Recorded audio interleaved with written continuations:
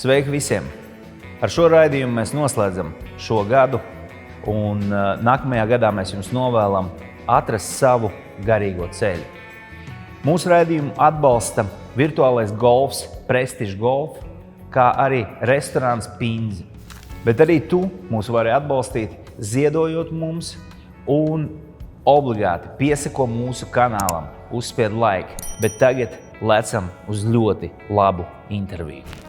Es esmu Raimonds Blisiņš, un šis ir raidījums Klātbūtne. Raidījums, kurā mēs runājam ar cilvēkiem, kuri iet savu garīgo ceļu. Un šodien mēs esam Latvijas Evaņģēliskās Luteriskās baznīcas virsvaldē, ciemos pie arhibīskapa emeritus Jāņa Vanaga. Sveicināti! Labrīt! Es vēlos jautāt par to vārdu emeritus, vai es pareizi saprotu, ka tas nozīmē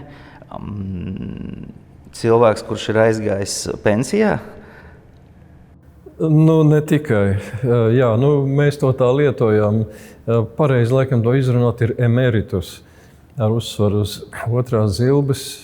Un merits, piemēram, angliski nozīmē nopelni. Ja tas būtu tā kā emeritus, tas tur tā kā ar nopelniem bagātais, kas ir atvaļinājies vai tam līdzīgi. Un to lieto ne tikai baznīcā, to lieto arī akadēmiskajā vidē emeritētais profesors vai tam līdzīgi. Jā, faktiski tas nozīmē, ka es vairs neesmu atbildīgajā amatā, bet es varu vairāk darīt baznīcā to, kas sirdī tuvs. Pirms mēs iedziļināsimies jūsu bērnībā, es vēlos tādu ievadu jautājumu par jūsu sajūtām vai pārdomām, kā jūs varētu norakstot Latvijas Evaņģēlisko Luterisko baznīcu, pirms jūs stājāties arhibīskapa amatā, un tēlēni vai īsi, un šodien? Es domāju, ka pa šo laiku, kamēr man bija gods un privilēģija vadīt šo baznīcu, Latvijas Luteriskā baznīca pirmkārt ir kļuvusi daudz tāda viengabalaināka, saliedētāka, vienotāka. Brīžiem tā neizskatās varbūt, bet kopumā noteikti. Es vēl atceros, kā bija 90. gadu sākumā vai 80. gadu beigās, tad tur bija ļoti raiba, viss tā publika ar ļoti, pretrunīgiem uzskatiem vai ticības mācībām. Tad, pamazām mēs esam mēģinājuši kļūt par tādu, klasiski luterisku baznīcu, nevis vienkārši kaut kādu protestantisku tādu kaut kādu viedokļu apkopojumu, bet par luterisku baznīcu, kas redz un skaidro rakstus un dzīvi līdzīgi, tā kā to iesāka reformācija savā laikā. Es domāju, ka mēs esam atguvuši arī zināmu vietu Latvijas sabiedrībā, kas nav tā, kas bija pirms kara, bet nav arī tā, kas bija varbūt padomju laikā vai atmodas laikā. Mēs esam tā iesakņojušies, varētu teikt.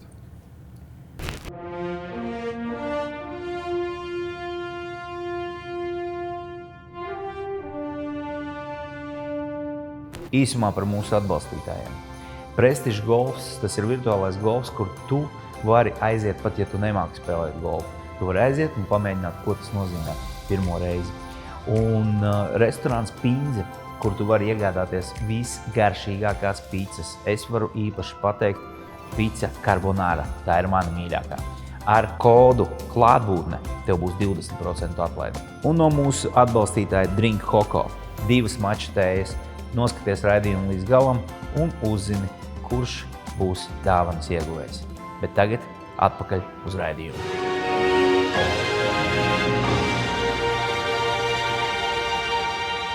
Un kas ir tas šodienas jautājums, ar ko jūs dzīvojat šodien? Tāds galvenais, par ko jūs sirds domā šodien? Par manu kungu Jēzu Kristu pirmkārt, jo, kā saka, katram savs krekls ir tuvāk, un man dvēseles dzīve, mana pestīšana, man mūžīgā dzīvība, tuvojas jau, kā mana mamma teica, iesaucamais vecums.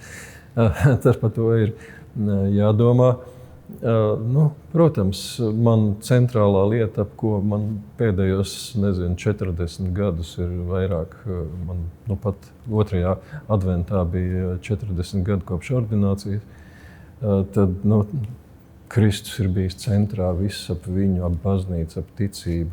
Un tā ir milzīga priekšrocība, jo cilvēki, kas strādā kādu citu darbu, viņiem jau nav tik daudz laika un iespēja to visu darīt. Un tas ir ļoti labi saprotams, ja? Un tad es varu kaut kā ar viņiem dalīties tajā, ko es domāju. Otra lieta, protams, ir karš, jo mēs nevaram nedomāt par to. Tas kaut kā noliek mūs tādā izvēles situācijā, jo es zinu, ka es kaut kad jaunībā lasīju, bija tāda grāmata, ko nepavisam no kristīgā repertuāra. Tāds Karlos Kastaņeda viņu bija sarakstījis. Ja? Tur bija tāds burvis indiāņu šamans, kas mācīja dzīvot stratēģiski. Viņš tur teica tā, ka ja tu strauji pagriezīs galvu pa kreisi, tu ieraudzīs tur tavu nāvi, tur kaut kur mirklīt, tu pamanīsi viņu. Ja? Un tad, kad tu to apzinies, tad tu dari tikai to, kas ir svarīgi tad, ja teiksim, nākošā diena tev ir pēdējā. Tā ir diezgan populāra doma. Man viņa tā tieši no tās grāmatas, kādreiz savā laikā iespiedās atmiņā. Es domāju, mēs esam Latvijā šajā stāvoklī, ka mums ir ļoti tuvu tas izaicinājums, ka tā dzīve, pie kā mēs esam pieraduši, viņa var izbeigties ļoti spēji. Un tad ir jādomā, bet kas ir svarīgi šajos apstākļos? Un trešā lieta, protams, tas ir mans mazbērns pirmais. Jā, tas ir kaut kas atkal tāds pilnīgi jauns, tas pilnīgi citādi nekā, kad man pašam bija bērni. Atkal, laikam, tā starpība ir atbildība, jo tad, kad tev ir bērns, tu esi atbildīgs par viņu. Tur daudz rūpju, un lai viss būtu pareizi. Un tagad es varu tā vienkārši mīlēt cilvēku bērnu un skatīties, kā viņš aug un mēģināt, kā es savu dzīves pieredzi varu viņam piedāvāt. Tieši mēs runājam par bērniem, un kā jūs atceraties sava garīgā ceļa pašu sākumu? Varbūt kas ir tāds tieši no bērnības, varbūt kāds spilgts mirklis, ko jūs atceraties, kas tomēr saistās ar garīgumu? It kā jau nebija nekāda priekšnoteikuma, lai kaut kas tāds vispār būtu, jo es dzīvoju tādā vēl Hruščova laikā, es piedzimu, ja, un tas jau bija tas laiks, ja gandrīz asāk vērsās, lai iznīdētu pilnīgi visu kristīgo no cilvēku apziņas. Bet es tagad zinu, piemēram, ka tādās striktās islāmismu vidēs, kur ir bīstami vispār solis pa labi, pa kreisi, ja, tad kur nav bībeles, ko lasīt, tad mūsu kungs parādās, Jēzus parādās cilvēkiem sapņos, vīzijās, un viņi nonāk pie ticības pilnīgi neticamā veidā. Es domāju, ka man bija drusku līdzīgi, jo man vienkārši nebija notikumi, bija sajūta, ka tur baznīcā es gāju uz skolu, man bija kādām 7 baznīcām jāpaiet garām, es redzēju, ka gaismiņa iekšā spīd, un tas likās, ka tur kaut kas svarīgs notiek. Un tad reizes beidzot sadūšojos ieiet arī iekšā tajā baznīcā, un tur bija tik skaisti un tik pacilājoši, un tāda sajūta, ka dzīve ir, izejot ārā, tu esi staigā pilnīgi tā kā citāds cilvēks. Tie bija tādi mirkļi, kamēr es nonācu līdz tādai kristīgās ticības atziņai vai apziņai, tur bija visādi līkloči ceļi, studēju universitātē, un tā nokristīja mani, man bija kaut kādi 23 gadi varbūt. Neatceros datumu precīzi. Tā kā līdz tam bija ceļš, bet bērnībā es domāju, ka tajos apstākļos Dievs uzrunāja cilvēku personīgi. Mēs sakām luteriskajā baznīcā, ka Dievs dod svēto garu vai svētais gars darbojas caur vārdu un caur sakramentiem. Es domāju, normālos apstākļos jā, bet, teiksim, kur ir ārkārtas situācija, kur ir tā kā padomju ateistiskais režīms vai islāmismu režīms, svētais gars darbojas uz cilvēkiem ir taisni, tikai tā es varu izskaidrot. Varbūt tāpēc, ka man vecmāmiņas bija ticīgas un lūdzās par mani, bet es to daudz nezināju, ka viņas to dara, es vēlāk to sapratu. Bet kā jūs varētu aprakstīt savu bērnību, neskaitot to ticības un garīguma jautājumu, kā jūs varētu aprakstīt lielos vilcienos savu bērnību un jaunību? Kas ir tas, kas spilgti ir atmiņā par bērnību? Bērnība parasti ir laimīga. Man tādas gaišas atmiņas ir par bērnību. no vienas puses tas bija, ka man bija ļoti laba ģimene, man abi vecāki bija pedagogi, manam tēvam bija milzīga bibliotēka mājās, tūkstošiem grāmatu, man vienmēr bija apkārt, tas bija liels lasītājs. Un tā, no otras puses, laikam, viens no lielākajiem iespaidiem bija vectēva mājas Ilmājā, netālu no Liepājas, kur man bieži vien aizved uz visu vasaru vai tā, un tur es atkal biju viens. Man bija ļoti daudz vienatnes. Nu, ne tā, ka man būtu pametuši novārtā, bet tur citu bērnu praktiski nebija. Es tur biju ar saviem vecvecākiem. Un tad ļoti daudz es vēroju dabu un runāju ar sevi. Un tad es lasīju grāmatu par sengrieķu dieviem. Un varbūt tas bija pirmais man tāda artikulētā reliģija, kas bija tā kā seno grieķu pagāns, varbūt viens no pēdējiem atgrieztiem seno grieķu pagāniem. Tā kā es domāju, man bija tāda privilēģija, ka man bija labi vecāki, man bija lielisks brālis vecākais, kas man bija tāds tā kā varonis manās acīs un daudz grāmatu. Man viss bija labi. Es gan nebija sevišķi labs skolnieks līdz kaut kādai 7. 8. klasē. Es tur daudzījos pa skolu un man viss trostēja. Manai nabaga mātei, kas strādāja tur pa skolotāju, tas vienmēr nāca pār viņas galvu. Viņa bija izmisumā bieži vien. Bet beidzot es nācu pie prāta, jā, un pabeidzu skolu kā viens no labākajiem.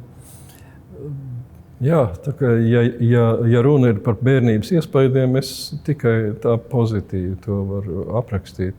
Tur daudz muzikas bija. Man māte bija muzikas skolotāja, un man rados bija izcili muziķi. Tā kā. Vai bērnībā jūs atceraties mācītāju figūru?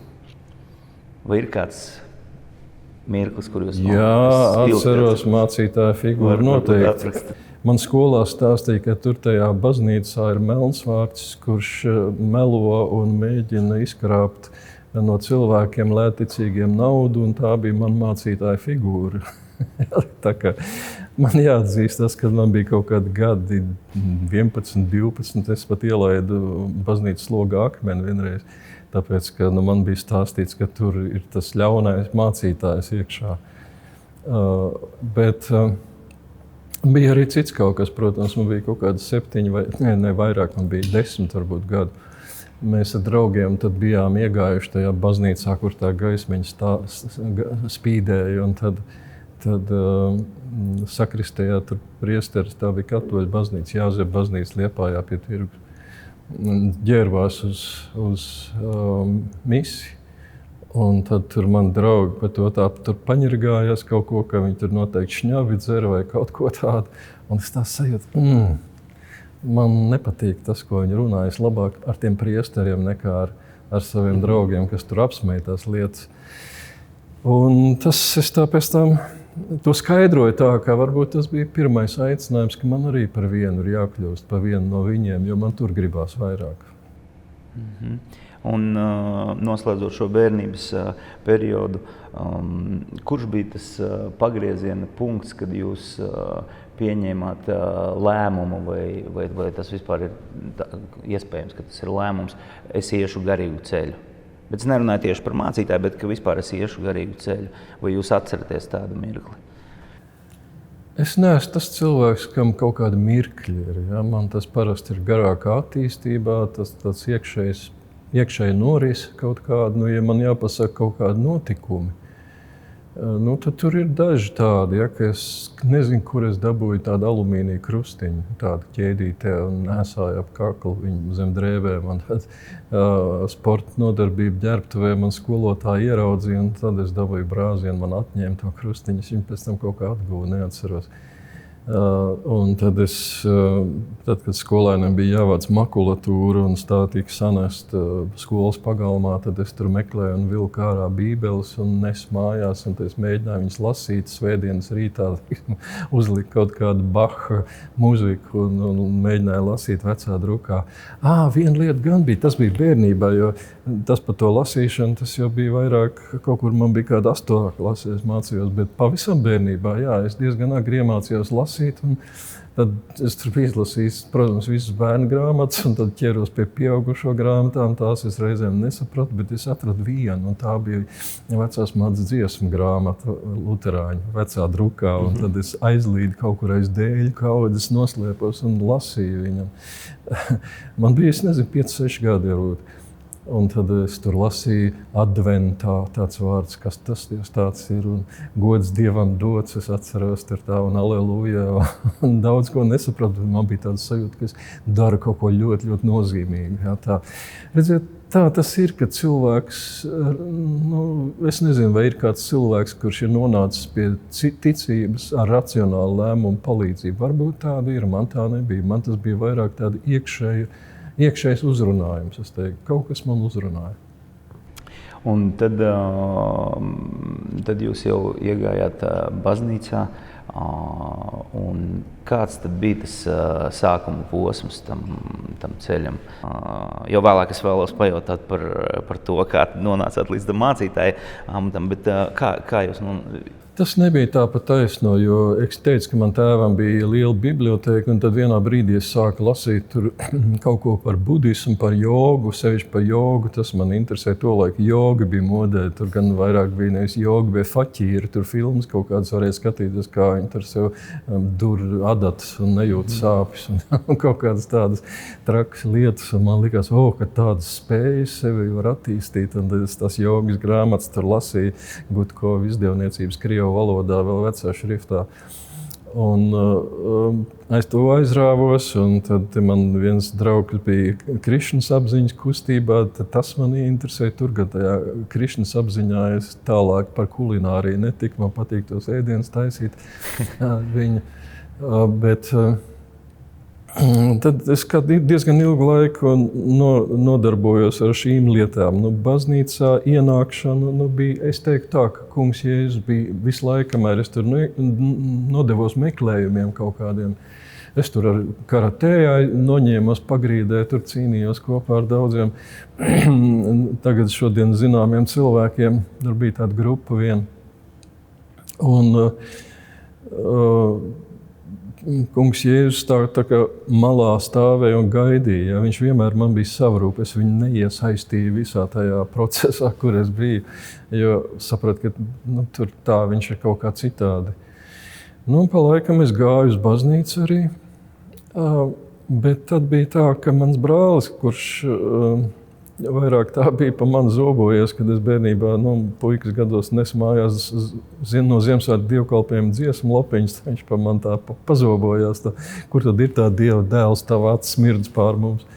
Dievišķā skaidrībā, tā viņš piegāja pie loga un skatījās, kur ir. Bet viņš bija tas, viņš dzīvoja Rudbāržos, ir tāds ciems starp Skrundu un Durbi vai apmēram tā pa vidu. Un tur ir netālu tāda vieta Valtāeķi, un viņš man saka, tur tāds interesants mācītājs Sigurds Sproģis, un tad mēs braucam un 150 km no Rīgas pie viņu, tad mēs 8 km gājām caur mežu uz to Valtāeķu baznīcu, un tur bija mācītājs, jā, viņš tā runāja tā kā ar tādu drusku pretpadomi piesitienu. Tas bija tajā laikā tas, kas man īpaši tā pievilka, jo es jau biju tāds tā kā disidenti videoaudis. Es atceros, mans vectēvs mūždien pie savu rādio pieplacis klausījās Amerikas balss, un tēvs tāpat. Un tas man patika, jā, un tad bija vērts braukt tāpēc. Un tad vēlāk tikai es to kristīgo pusi tur tā pamanīju, un tad jau es sāku draugus vest līdzi. Reiz mēs bijām kaut kādi 15 cilvēki, kas pa to mežu tā gāja cauri uz to baznīcu. Bet es vēl nebiju kristīts tajā laikā, es nebiju tā izšķīries. Tur mēģināju kaut kā savienot kristietību un tās austrumu lietas. Bija arī tāds piedāvājums, atceros, bija tāda grāmata, Krišna, Krišto, Kristus, ja, ka tas viss ir apmēram viens un tas pats. Es tā mēģināju, domāju, ka to tā varēs savienot visu labi un tā. Un tad bija tāds ļoti ievērojams tajā laikā mācītājs Modris Plāte, kurš man aizved uz mājām pie teoloģijas semināra rektora Roberta Akmentiņa. Un tas bija tāds slieksnis pārkāpts, ja, kad Teikas rajons Rīgā stādies priekšā. Padomju Savienība vēl 80. gadu sākums, un tu ieeji vienā privāta mājā, un tur ir pilnīgi cits kaut kas. Tur ir tāda sala, kaut kāda oāze tajā padomju straumē. Tur uzrunā cits ar kungs, un tur ir nacionālas kaut kādas krāsas pie sienām redzamas, sarkanbalts, sarkanās, un grāmatas pavisam cits grāmatu plaukts nekā tur padomju bibliotēkā. Un pats Roberts Akmentiņš, ja, tāds veco laika inteliģents. Tāds. Viņš pasniedz seminārā reliģijas psiholoģiju, un viņš man saka, vai jūs negribētu kādu grāmatu izlasīt? Es viņam saku, jā, es labprāt, man patīk grāmatas lasīt. Viņš saka, ja jūs būsiet viņu izlasījis, mēs varētu viņu pārunāt, vai ne? Es saku, jā, protams, varam pārunāt. Un tad viņš saka, ja mums tā saruna izdosies, te ir teoloģijas semināra studenta studija grāmatiņa. Tas vēl nav dokuments, es tur nekādu zīmogus vēl nelieku iekšā. Bet, ja mums tā saruna izdosies, varētu ierakstīt, ka viens eksāmens ir nokārtots. Un tad, ja jūs gadījumā izdomātu studēt teoloģiju, tad ka kaut kas jau būtu. Ja? Un nevar aprakstīt to, kas tajā padomju, visā tajā vidē, tajā briesmīgajā, ka apkārt ir meli no pirmā vārda līdz pēdējām, ja, un galvenais tev stāsta melus, un tu zini, ka tie ir meli, un viņi zina, ka tie ir meli, un viņi zina, ka es zinu, ka tie ir meli. Un tev pēkšņi ir kaut kāda tāda izdevība. Ja mēs taču gājām kaut kādas garīgas grāmatas iegūt te uz Beberbeķu mežu, tas bija Rīgas robežas. Mežā bija melnais tirgus grāmatām, ja, kad cilvēki pirka, pārdeva, mainījās, un tad tas bija tā viltīgi izdomāts, ka tieši tur, jo tas bija uz Rīgas robežas, un ja nāca milicija no Rīgas puses, tad viss pārvācās uz rajonu puses un otrādi. Tas bija aizraujoši, un tā iespējas kaut ko tur seminārā un mācīšos, un tā jā, tas sākās, bet es vēl nebiju kristīts tajā laikā. Un tad prāvests Plāts man teica, tagad drusku pa tālu ir aizgājis, vajadzētu tā kā nokristīties, citādi mums būs ziepes. Un tad, jā, es domāju, ir gan jau pienācis tas laiks, jā, ka, tad mācīties sproģis valtēt, jos man nokristīja. Cik jums bija gadi tad? Bija kaut kad 23 vai 24, man jāpastāst tajā grāmatā, ko viņš man uzdāvināja, tas datums. Manā tradīcijā nav, ka es tur zinu tos datumus, kad tas notika, kad es tiku pestīts vai tam līdzīgi. Okay. Un tad bija tā sajūta, ka pēkšņi viss tās šaubas, ka es tagad tur apvienošu kaut ko briesmīgi un ka man vajag tās austrumu lietas un to jogu un tam līdzīgi. Un būtu, ka tas tā nolobījās, tā piekaltuši kaut kādi dubļi. Varbūt nav laba analoģija, bet zini, kā tas ir, ka tev kaut kas ir pieķēries un tad nokrīt. Man bija skaidrs, ka es esmu kristietis, profesors Feldmans, mūsu izcilais mācītājs, viņš tā teica, mēs neesam dievticīgie, viņš teica, mēs esam Kristus ļaudis, jā, tā piederība Kristum. Un tas man bija svarīgi, jo par mācību, kāda ir tā kristīgā mācība, es vēl neko daudz nezināju. Bet Kristus persona, jā, tas bija mans skolotājs, mans meistars, mans guru, varētu teikt, vēl vecajā terminoloģijā, viņa personība bija tas, kas man vispirms piesaistīja. Un tad jūs aktīvi sākāt mācīties, un vai jūs atceraties to brīdi, kad jūs pieņēmāt lēmumu, es būšu mācītājs?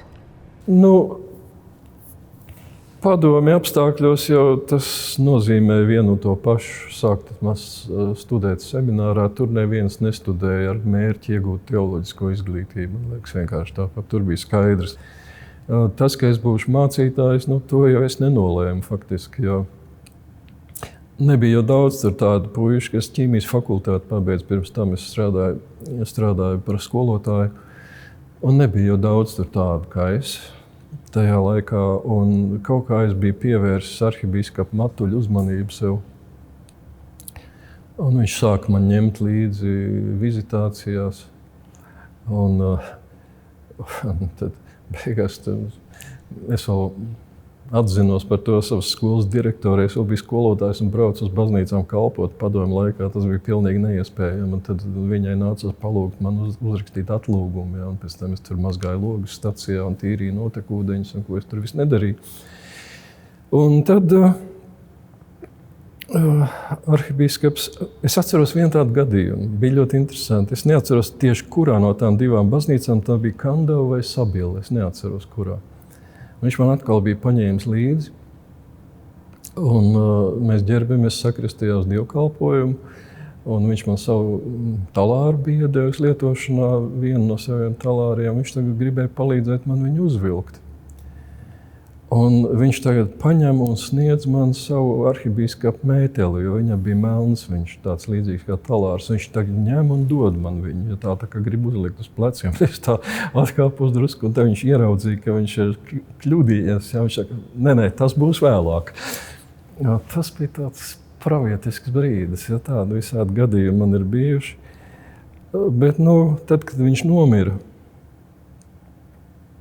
tur bija tāds pārējais periods, un vienkārši man deva ziņu no konsistorijas, kā tajā laikā sauc virsvaldi, un ka ir nolemts man sūtīt kalpošanu. Es vēl neko daudz tur nebiju studējis seminārā, bet ka man sūtīs kalpot uz Saldu un vēl 4 draudzēm. Saldu 2 un 3 vēl apkārtnē, Skrunda, Lutriņu un Gaiķi. Ziemassvētku laikā jauni studenti uz 5 draudzēm, vienu pašu. Tas bija tā kā uz galvas ūdenī baseina dziļajā galā, bet, redz, kaut kā izpeldēja. Tā, ka tas lēmums atkal nebija tāds, ka es sēdēju pie galda un teicu, jā, es būšu mācītājs. Tas jau, man liekas, tika pieņemts kaut kur augšā un komunicēts man jau 10 gadu vecumā, un pamazām man līdz tam aizveda. 2 dienas es gribu, lai jūs pastāstat par 2 dienām. Viena par to dienu, kad jūs kļuvāt par mācītāju, kad jūs tikāt ordinēts. Un otra diena, kad jūs kļuvāt par arhibīskapu. Vai tieši tās dienas, vai ir kaut kas, ko jūs varētu aprakstīt viņas? Tā diena, kad man ordinēja par mācītāju, tā man palikusi tādā skaistā atmiņā, varētu teikt. Jā, tas bija kaut kas, ko es tā kāroju, likās tā ļoti vilinoši un izaicinoši, tādu lielu perspektīvu kaut kādu pavēru. Un tur bija vairāk komiski momenti arī. Viens bija tāds, ka tas notiek Jāņa baznīcā, tolaik doma vēl nebija mums, tas bija koncerta zāle vēl. Un es biju brāli arī uzaicinājis uz dievkalpojumu. Viņš man staigāja tādos kauboju zābakos un cepurē, un viņam bija liela bārda. Viņš tāds militārists man bija tajā laikā. Vēl nē. Viņš bija vēlāk zemesardzē. Pirms tam viņš strādāja par tādu atslēdznieku vai mehāniķu, jūrā brauc. Man tāds īsts Hemingway tipa, kā saka, brālis. Un viņš tagad iet baznīcā iekšā, un tantiņas pie durvīm skatās uz viņu, saka, iet ārā, jums te nav vietas. Es dabūju viņu ievest pa otru pusi caur sakristei. Es domāju, redz, cik atvērti mēs mēdzam būt kādreiz pret cilvēkiem, kas nāk uz baznīcu. Pat man tā bija pēc tam jādomā. Un otra lieta, kas bija tāda kurioza kaut kur, es atceros, pirms tam Katlkalnā bija noskaties, kā ordinēja vienu citu mācītāju. Un tur ir jāsaka ticības apliecības, tic uz Dievu Tēvu, visu valdītāju un tā tālāk. Un viņš sajauc, izlaida svēto sadraudzi. Es tā nodomāju, gan no ordinēja, ka mācītāju ticības apliecību nemāk noskaitīt. Tad tu vari minēt 3 reizes, ko es izdarīju savā ordinācijā. Es izlaidu svēto sadraudzi. Un es domāju, pēc tam tas mums visu mūžu tā palika, ka Dievs tevi pārbauda pie taviem vārdiem. Ja tu kaut ko tur baigi saki kaut ko, ja, ka tu pats tiks pie tā pārbaudīts. Un tālāk skatoties, es dzīvē esmu redzējis, ka ļoti daudz, no kur es kaut kādu viedokli esmu izteicis, par kaut ko es pats esmu ticis pārbaudīts, bet kā es pats tajā situācijā rīkojos. Ja? Un tas ir tiešām ļoti jāņem vērā. Es nezinu, vai tas visiem cilvēkiem tā ir, bet garīdzniekiem tas noteikti tā ir. Nu, par to konsekrāciju arhibīskapa pamatā tur bija daudz sarežģītāk viss. Jo tur jau bija diezgan smaga tā pirmsvēlēšana cīņa, tur bija tāda principiāla izšķiršanās par to, kādā virzienā mūsu baznīca ies.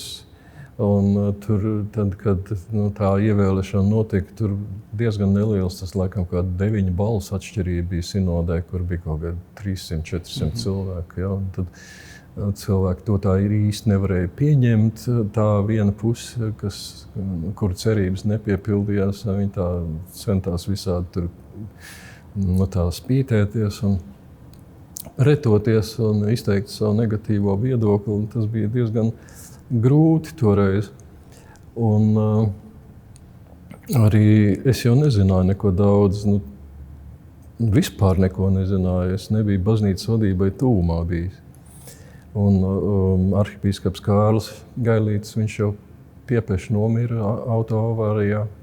Un es biju laukos, provincē mācītājs.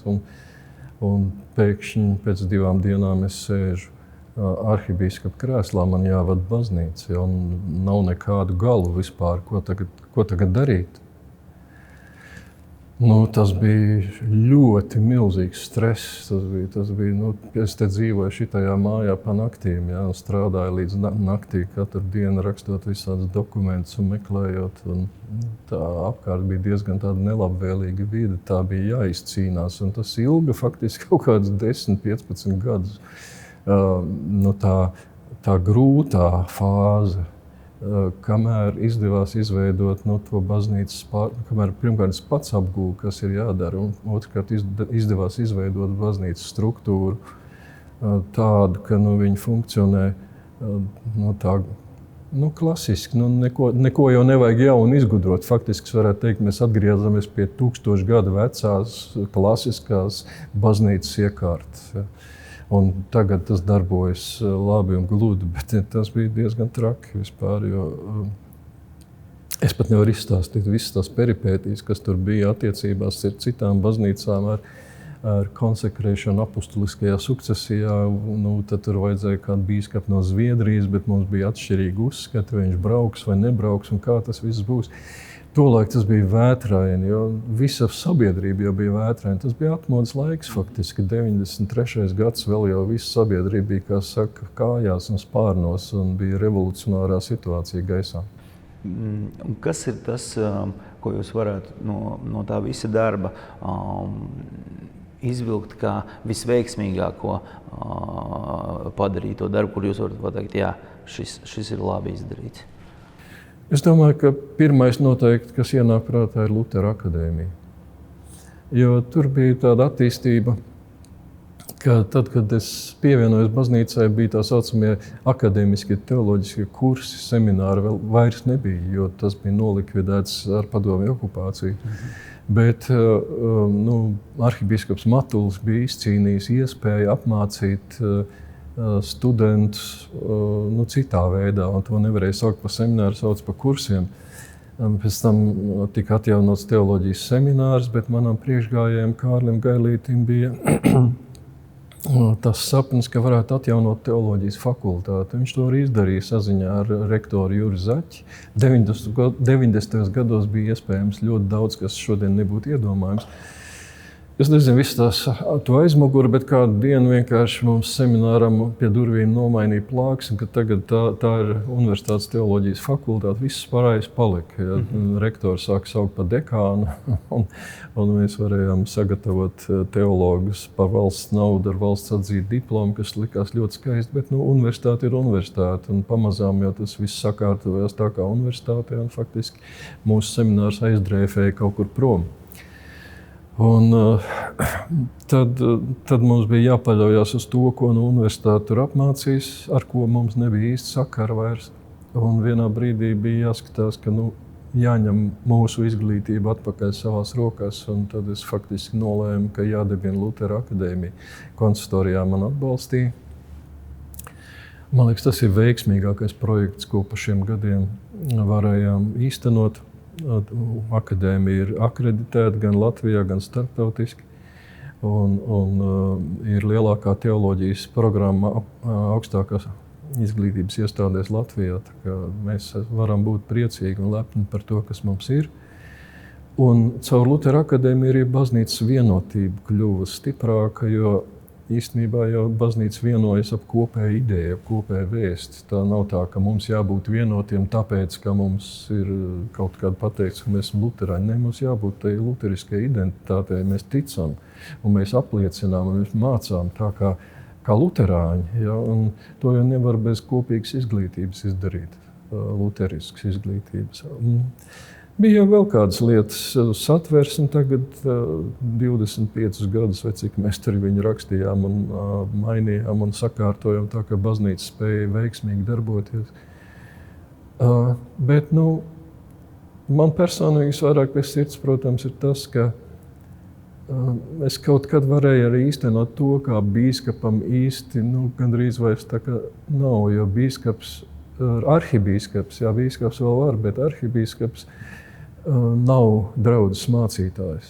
Tas nozīmē, ka bīskaps strādā ar mācītājiem, ar sabiedrību, ar politiķiem, ar starptautiskajiem sakariem, un viņš vairs nav draudzes gans tajā klasiskajā nozīmē, bet tomēr man vienmēr ir liels gandarījums bijis, ka esmu varējis apmeklēt draudzes un sludināt Dievu vārdu.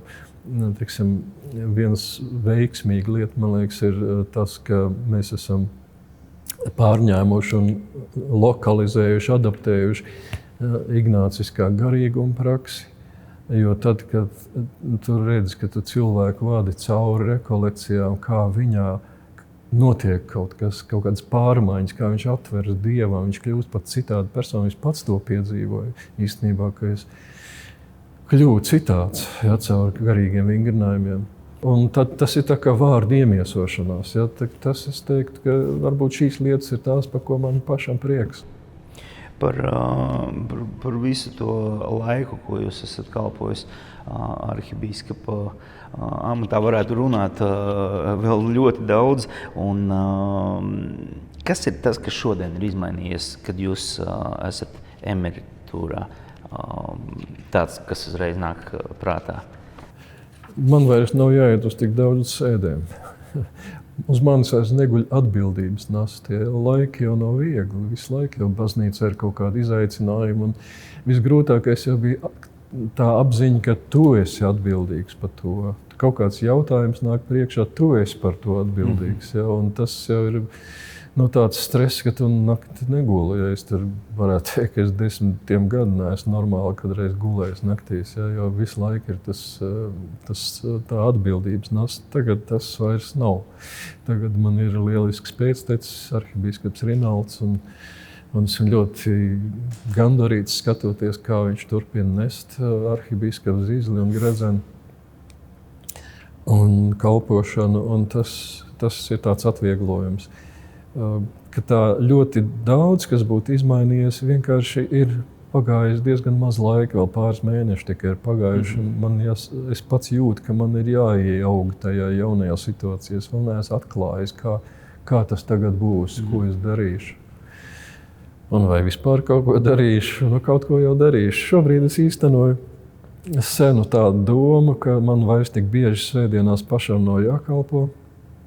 Tad es braucu uz draudzēm, kur es sen neesmu bijis. Ja, pagājušā svētdiena bija Vallē, piemēram, aizbraucu. Tur nebija bijis 25 gadus. Es tur, tad, kad atjaunoju interjeru, es pats iesvētīju pa jaunu to baznīcu, un tagad aizbraucu. Skaisti, un tad es biju vēl dažādās vietās, esmu bijis pa šo laiku, un tas man iepriecina, un es vienkārši meklēju, ko Dievs man tagad darīs, ko man baznīca liks man darīt. Es vēl drusku pasniedzu Lutera akadēmijā, un kaut kādās komisijās es vēl varbūt drusku esmu un tā. Tagad es vēlos pajautāt par baznīcas dialogu ar sabiedrību. Tomēr jūs esat tik ilgi bijis vadītājs, bet raidījums ir par garīgumu, bet sabiedrība tomēr arī ir iesaistīta. Tomēr baznīca ir iesaistīta sabiedrībā, sabiedrība arī vēro baznīcu.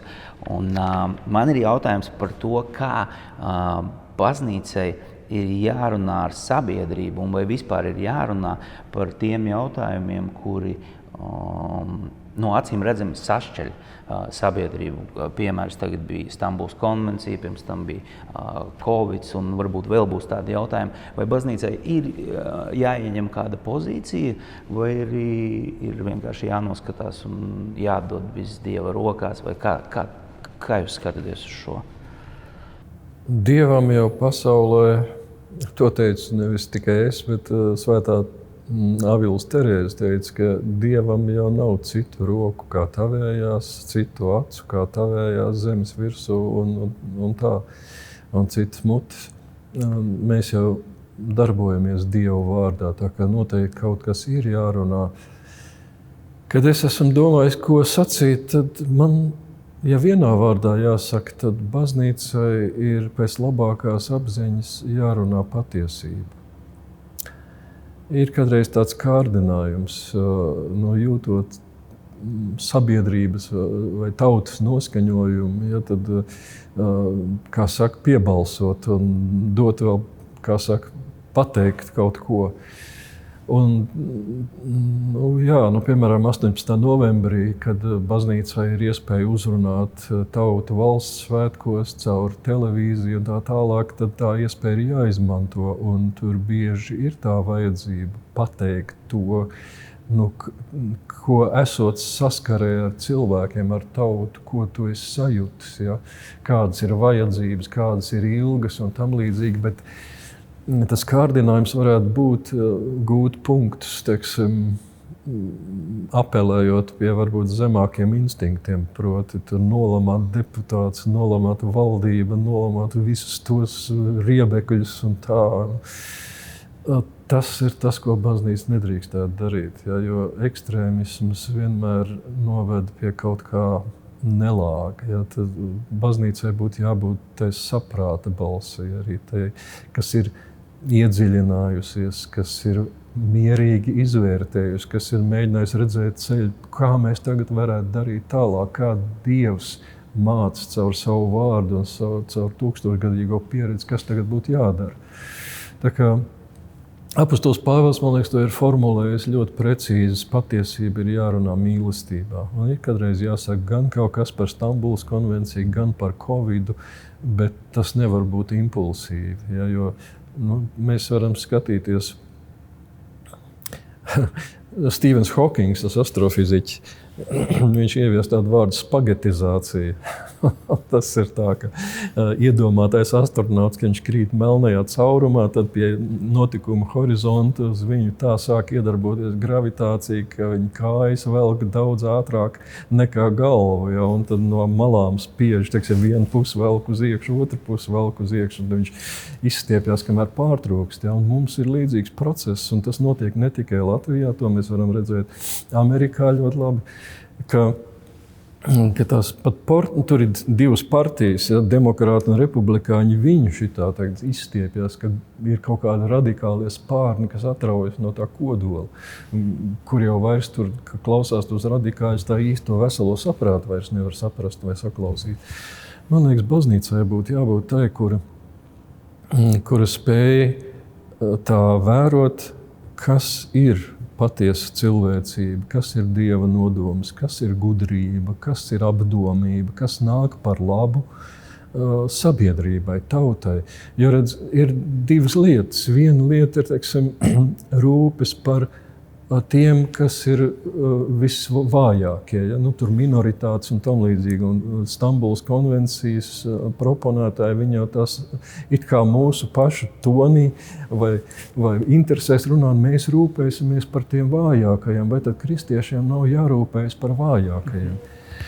Pastorālā ziņā, jā, mums būtu katru cilvēku, kas ir dzimuma disforijā, jādod tāds atbalsts, lai viņš kaut kā var, pēc iespējas mazākām ciešanām un kaitējumu sev kaut kā iziet cauri tajā situācijai. No otras puses, tad, ja runa ir par sabiedrību, tad mums ir jādomā par to, kas nāk par labu visiem visvairāk. Ja? Un tad, ja politika sāk kalpot viena interesē, tad tas parasti ir uz visu pārējo rēķinu. Ja? Un tas ir tas, kur kādreiz notiek politikā kļūdas.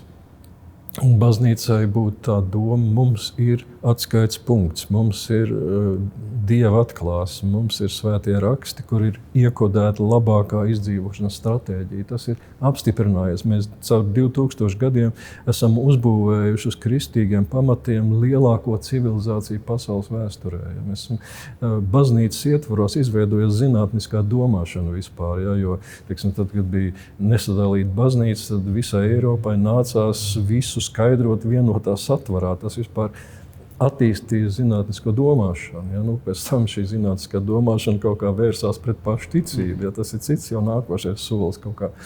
Bet tas vienkārši rāda, ka šī atklāsme, kas ir no Dieva, viņai ir milzīgs potenciāls. Ja? Un baznīcai būtu tai jābūt, kura prot mūsdienu situāciju skaidrot caur šo atklāsmes prizmu.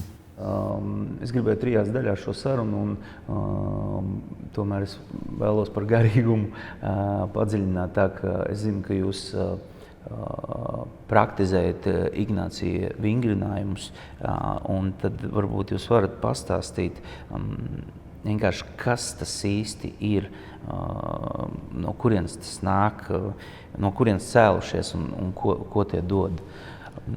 Vai to cilvēks vispār var pats darīt? Vienkārši es tagad mājās darīšu, praktizēšu. Pats to nevar darīt. Ignācija garīgo vingrinājumu grāmata ir rokas grāmata vadītājiem. Tiem, var sakot, garīgajos vingrinājumos ir tas, kurš veic vingrinājumus, un ir tas, kurš viņu pavada. Ja vadītājs vai mēs sakām līdzgaitnieks, jo līdzgaitnieks viņš nevada uz rezultātu, viņš tikai pavada procesā, lai viss notiek pareizi un kārtīgi. Izstāstīt to es nevarēšu tagad, jo tas ir milzīgs apjoms, ko stāstīt. Tā ir metode, kas ir attīstījusies daudzu simtu gadu laikā.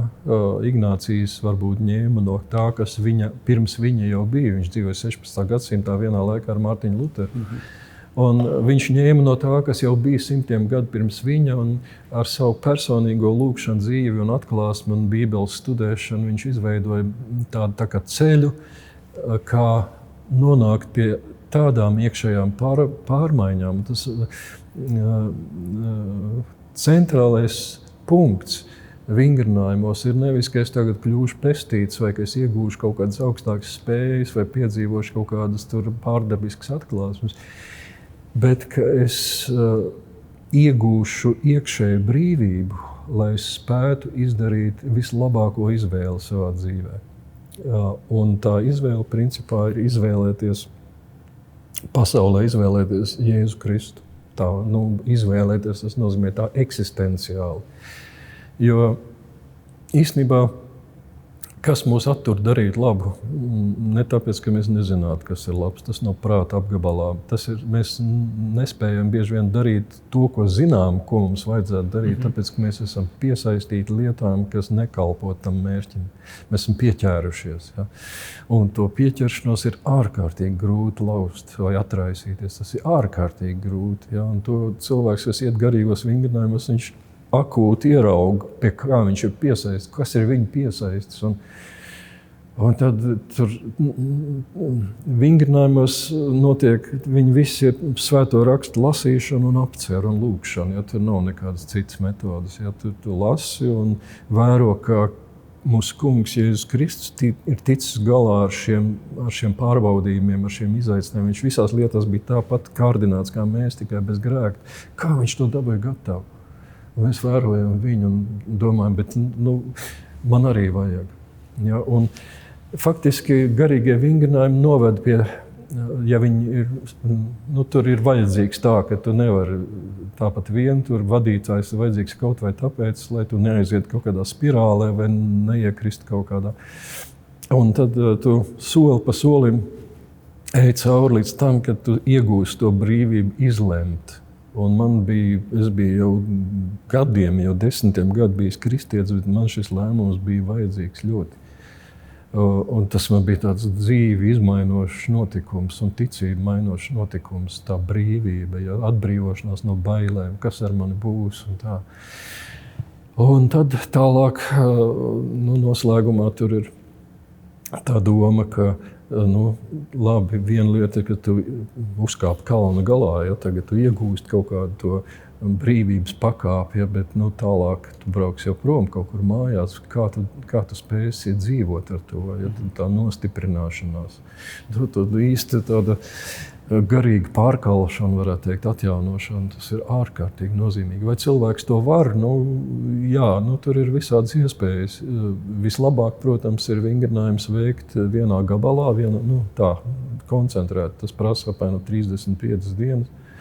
Un tas arī naudas ziņā ir ieguldījums, jo tu dzīvo rekolekciju centrā, tev tur nodarbojas vesela komanda un par to nāks kaut ko maksāt. Un tad tur vai draudzes tev palīdz, vai tev pašam ir, vai vēl kaut kā. Faktiski tā ir vieta, kur tik galā ar savu aicinājumu, skaidrībā, uz ko es dzīvē vispār esmu aicināts. Ja? Un tur arī, ja tev nav kaut kāda lēmuma smagi jāpieņem dzīvē, es aizbraucu uz vingrinājumiem ar jautājumu, tas bija 2010. gadā, vai man vajag turpināt kalpot šajā amatā vai nē. Un caur tiem vingrinājumiem es nonācu pie izvēles vai pie lēmuma. Ja? Un tad otrais, 8 gadus vēlāk darīju to otrais, tur es vienkārši tā, lai kā tur ir tā viena izlūdzies žēlastība pirms meditācijas, tur ir stunda meditācijas, un tad, teiksim, pirms tam tu izvēlies, ko tu gribētu saņemt šajā meditācijā. Un tad tā klasiskā svētā Ričarda lūkšana, ja, ka es varētu savu kungu Jēzu Kristu skaidrāk redzēt, pilnīgāk iemīlēt, viņam tuvāk sekot. Ja. Tad otro reizi to darīju ar šo. Tas bija ārkārtīgi jau bagātīgi, jo man nebija vairs tās izvēles, tās milzīgā nasta vai sasprindzinājumu vai izaicinājumu. Tā kā garīgie vingrinājumi, tā ir tāda liela lieta. Es domāju, ka ne visi cilvēki to dara. Protams, maz ir to, kas tos veic, bet viņus var arī pa daļām iet. Teiksim, tur 2 nedēļas, pēc tam vēl 2 nedēļas. Ir arī iespēja to darīt vispār mājās, ikdienas dzīvē. Tad ir atkal drusku citāds tas režīms, bet tad vadītājs ar tevi satiekās 2 gadu laikā apmēram var to izdarīt. Es nevaru iedomāties, kā tas ir. Es pats vislabāk, abas reizes darīju to vienā gabalā. Bet tad ir rekolekcijas vienkārši īsākas, tur nedēļas nogala, 3 dienas, 8 dienas, 10 dienas, ka var aizbraukt uz Mazirbi un vienkārši izbaudīt, ko tas nozīmē. Būt klusumā, sarunāties tikai ar Dievu un iegremdēties svēto rakstu tekstos. Es saklausoties spēcīgi to, ka ir vajadzīgs vadītājs. Un ka tas ir tāds liels process, kur ir iesaistīti cilvēki. Un ne visiem šobrīd tas vispār ir iespējams. Ko jūs varētu pateikt, kādi varētu būt pirmie soļi principā, lai kaut ko garīgu darītu, kaut kādas, vienkārši kādas ir tās lietas, ko cilvēks, kas klausās, viņš augst pēc kaut kāda garīguma, bet vienkārši nav instrumenti, nemaz nezinu, kas ir jādara, kas ir tās vienkāršās lietas, ar ko var sākt. Parastais jau būtu, tad lasi Bībeli, lūdzies mājās, parunā ar kādu garīgu cilvēku. Tas, protams, ir ieteicams, bet redz, ir viena lieta. Ja runa ir par kristīgo garīgumu, tad tur ir viena būtiska lieta, ja, un es nepiekrītu tai domai, ka Dievs ir viens un viss taks pa dažādām kalnu pusēm ved uz vienu to pašu virsotni. Man liekas, tā ir tāda maldinoša bilde. Ja. Pajautājiet hinduistiem, viņiem nepiekritīs, ka Dievs ir viens pirmkārt. Pasacīt, ka Dievs ir viens, tas nozīmē, ka noliegt viņu ticību vai budistiem vispār Dievu kā tādu nav. Tad es domāju, ka ir līdzīgi ceļi, kas ved uz dažādām virsotnēm. Es pieņemu, esmu droši par savu virsotni, vai tās pārējās ir virsotnes, to es nezinu. Ceļi var būt līdzīgi, tur paņēmieni, tur meditēšana vai lūkšana vai mantras skaitīt vai tam līdzīgi. To var darīt visādās reliģijās. Arī kristietībā tas ir zināms. Bet tā virsotne, mūsu virsotne, tas ir mūsu izlīdzināšanās ar Dievu, vienotības atjaunošanās ar Dievu caur savienību ar mūsu Kungu Jēzu Kristu ticībā un svētos sakramentos. Un redziet tā, ka es zinu, ka šis būs pretrunīgi tagad, ja? Bet nevar piederēt Kristum, nevar viņu satvert pilnībā, nevar saprast viņu, nevar viņu piedzīvot, ja tu nepiederi viņa ķermenim. Tas ir, jo, teiksim, Kristus dzimšana, tā bija Dieva iemiesošanās. Viņš visu izdarīja, galveno mācīja, miera pie krusta augšām cēlās, uzkāpa debesīs, būdams miesā, ķermenī. Tas centrālais notikums kristietībā. Un viņš teica, ka es esmu vīna koks, jūs esat zari. Pāvils teica, teiksim, Kristus ir galva, mēs visi esam viņa miesas locekļi. Ja? Tā iemiesošanās turpinās. Jā, viņš dzīvoja kādu laiku mūsu vidū, viņš atgriezās debesīs, bet viņš turpina savā miesā, mistiskajā miesā dzīvot zemes virsū, un šī mistiskā miesa ir baznīca. Un baznīcā ir dots svētais gars, un baznīcā notiek teoloģija, baznīcā ir sakramenti, baznīcā ir vārds sludināts un lasīts. Ja tu lasi Bībeli pats, tu var aiziet galīgi kaut kur pieņemt kaut kāds pilnīgi aplams secinājums. Ja tev 1000 gadus Kristus miesas ietvaros ir skaidrots un saprast šis Dieva vārds, un tad, kad tu caur kristību kļūsti par baznīcas locekli, tad tas ir tavs. Tad tas gars tā kā kokā, tā kā tā dzīvības sula arī tevī sāk cirkulēt. Ja tu vari nest augļus, kas ir mīlestība, prieks, mieres, pacietība, pieticība un tā tālāk, kas tur Pāvila vēstule Galatiešiem kā svētā gara auglis ir aprakstīts. Ja? Tā kā es teiktu, ka cilvēkam vajadzētu, kas meklē, nevajadzētu tā kā man, piemēram, vienkārši ieiet baznīcā. Jācer, ka tas labi beigsies, jo es labi apzinos, ka baznīcā mēdz būt arī visādas lietas, kas nemaz neiedvesmo un tam līdzīgi. Bet pat ja tā gadās, tad vajadzētu apzināties, ka tā ir Kristus miesa, ka tas ir Kristus ķermenis, ka tur ir klāt tas pats, kas bija pirms 2000 gadiem svētajā zemē, tur Golgātā vai pie Jēzus Kristības Jordānas upē un tam līdzīgi visi tie notikumi, par ko var lasīt. Lasiet evaņģēliju. Veco derību varbūt nevajag sākt, ja viņa, teiksim, vecās derības atslēga, izpratnes atslēga ir jaunā derība, ja evaņģēlijas. Ja, var sākt ar Marka evaņģēliju, piemēram, pats īsākais, vienkāršākais. Un lasiet un vērojiet Kristus personu. Viņš ir tik skaists. Un dzīvot ar viņu ir tik skaisti, ja? Man liekas, ka tas ir nenovērtēts, ka kristietība, jā, tur saka, tur baušļi un tam līdzīgi. Viņš ir skaists, un būt ar viņu ir skaisti. Šis raidījums iznāk tieši gadu mijā, vecgada tuvumā, vecgada vakara norietā. Un, ko jūs varētu pateikt, aizejot šim gadam un iesākoties jaunajam, varbūt kāds novēlējums cilvēkiem, varbūt pašam? Es, protams, novēlu visiem mieru, mierīgas debesis. Tas ir tā ļoti eksistenciāli šobrīd. Bet tās mierīgās debesis ir viens no, man liekas, es neatceros, kurš no Kenterberijas arhibīskapiem teica, ka brīnumi biežāk notiek tad, kad es lūdzu Dievu. Un jā, mums vajag lūgt Dievu par sevi, par mieru, par savu ģimeni, par visu. Mums vajag atvērties Dievam. Es novēlu nākošo gadu vairāk būt kopā ar Dievu. Mēs klausāmies visādas balsis, ja tur labklājības balsi un kara balsi un tam līdzīgi, un bērns jau mācās runāt no tā, ko viņš dzird.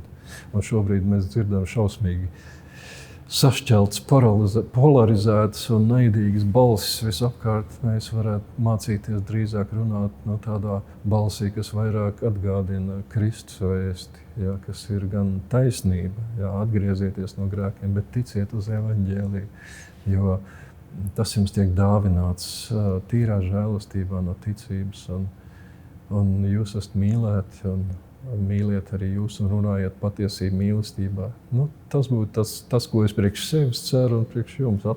Atrodiet savu aicinājumu, savu Dieva aicinājumu piepildot to ar mīlestību. Un fināli jautājumi.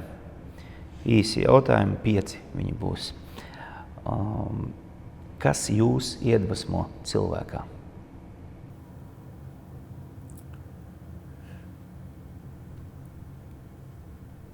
Patiesa garīga pieredze un inteliģence, labestība. Jo, teiksim, mēs zinām, ka bauslība spēja, respektīvi Dieva likums bauslas, viņš spēja uzrādīt tavu neatbilstību. Ja? Viņš ir tā kā pātagai, bet dziedina evaņģēlijas, proti. Ka tev ir cerība, tev ir iespēja, tevi mīl, tevi pieņem. Un cilvēks spēja to kaut kādā veidā izpaust, kas to izstaro. Lūk, tas ir tas, kas iedvesmo. Man vēl iedvesmo, ja kāds kaut ko dara ļoti labi. Jā, es, piemēram, tagad pēdējās dienās esmu aizrāvies ar Magnus Carlsenu, kas ir tāds tagad šaha ģēnijs. Es skatos, es pats nespēlēju, bet vai atkal spēlēju ģitāru brīnišķīgi, vai es skatos reizēm video no viena naža vai asmeņu kalēju, kā viņš to spēja dabūt gatavu. Ja kāds kaut ko labi dara, es domāju, mums vajadzētu vairāk tieksmes uz izcilību. Grāmata, kas izmainīja jūsu uztveri, neskaitot Bībeli? Nikolai Kūna grāmata Seno grieķu mīti un varoņteikas.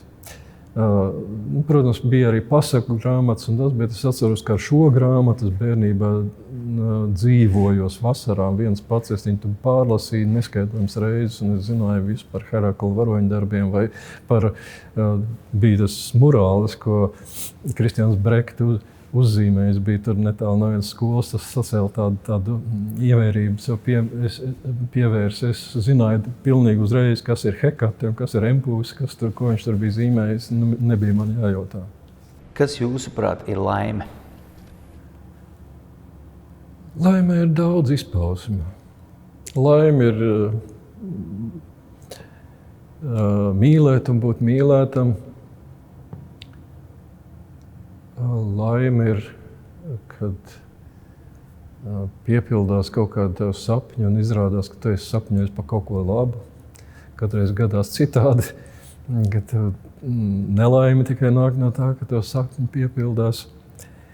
Ja runā par tādu pieredzi, tad man liekas, ka lielākā laimes sajūta ir tad, kad tu esi kontemplācijā uz Dievu. Kad tu esi lūdzis Dievu, kad tu esi meditējis par Dieva vārdu, tu runā ar Dievu un viņš pēkšņi sāk atbildēt.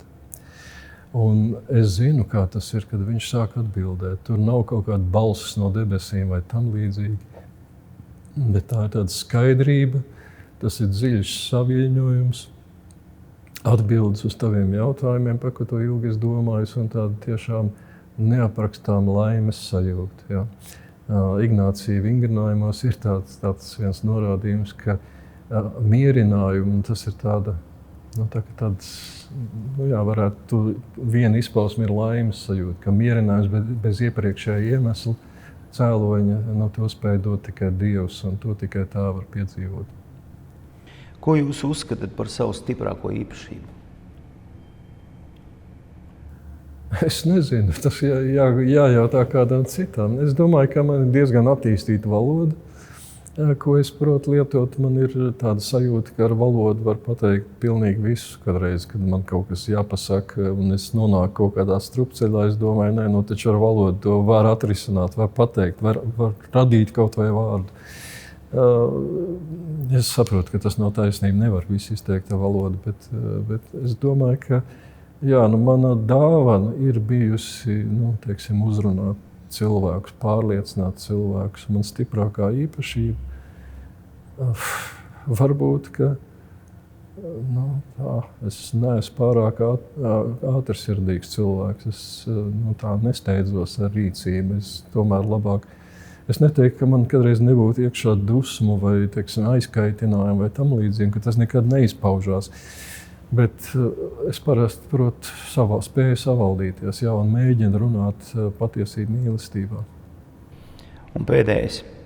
Ko jūs pateiktu sev, ja jūs sevi satiktu pirms 33 gadiem? Vai es daudz ko saku? Es teiktu, jaunais cilvēks, neiedomājos par daudz, tu vēl neko daudz nezini un neko neproti. Jā, tur ir vajadzīga pazemība un teiksim, paļaušanās uz tradīciju tūkstošgadīgo, un tev ir daudz, kur augt vēl. Jā, es tā domāju, jauni cilvēki, piemēram, viņi iedomājas, ka viņi labāk nekā veči zina kaut ko par mīlestību. Ja? Ko tie vecie zina par mīlestību, mēs zinām par mīlestību. Bet padomājiet, ka teiksim, mana paudze, ja, mums arī ir bijusi tā mīlestība, kas jums ir tagad. Mums ir bijusi, teiksim, mums ir jau sieva, jau 45, 6 gadu laulības. Mums ir bērni, mums ir mazbērni, mēs visu to esam redzējuši, mēs to visu zinām. Jā. Mums tagad ir cita veida mīlestība, protams, bet mēs zinām daudz vairāk par mīlestību. Jā. Un tas pats ir arī dzīvē, principā. Jā. Man būtu daudz ko teikt, un es saku sev, es kādreiz atskatos, ko un kā esmu teicis un darījis pirms 33 gadiem. Dievs ir bijis žēlīgs, ka viņš to ir pieņēmis un panesis un arī kaut ko labu no tā viss ir izveidojis.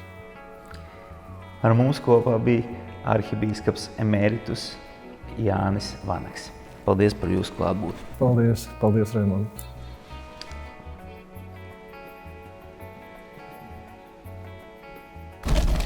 Tātad dāvanas ieguvējs ir Krisle 90, kas ir komentējis zem Agneses Irbes intervijas. Sazinies ar mums Instagramā vai MC Bārda vai raidījums klātbūtne. Un mēs vienosimies, kā šīs divas mačetējas nonāks pie tevis.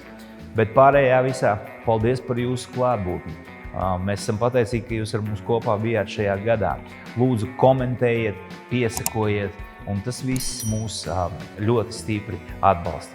Mēs esam pateicīgi un turpināsim nākamajā gadā ar jauniem raidījumiem.